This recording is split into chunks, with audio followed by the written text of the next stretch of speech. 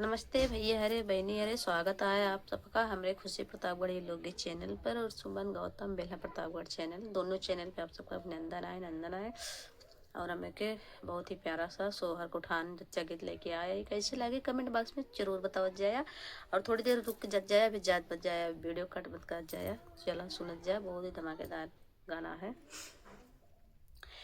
ललना हमार हो पलनवा में झूला झूलाई, ललना हमार हो पलनवा में झूला झूलाई, ललना हमार हो पलनवा में झूला झूलाई। नाही सासू देव तमना, नाही सासू चुनरी मांगई, नाही सासू देव तमना वही, नाही सासू चुनरी मांगई। सासू हमार हो लाला नावा के नाना मांगे, सासू हमार हो लाला नावा के नाना मांगे।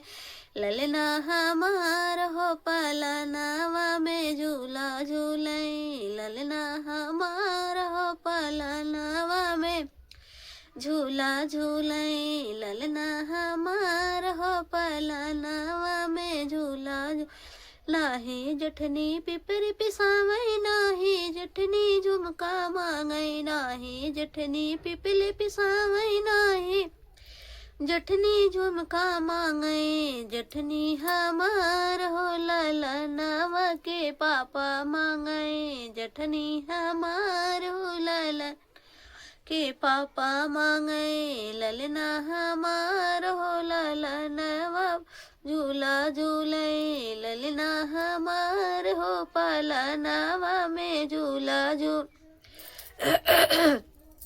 ललना हमार हो पलनावा में झूला। नाही ननदी कजर लगावई, नाही ननदी नेग मांगई, नाही ननदी कजर लगावई, नाही ननदी कंगना मांगई। ललना हमार हो ननदी हमार हो ललनावा के मामा मांगई, ननदी हमार हो वह के मामा मांगई।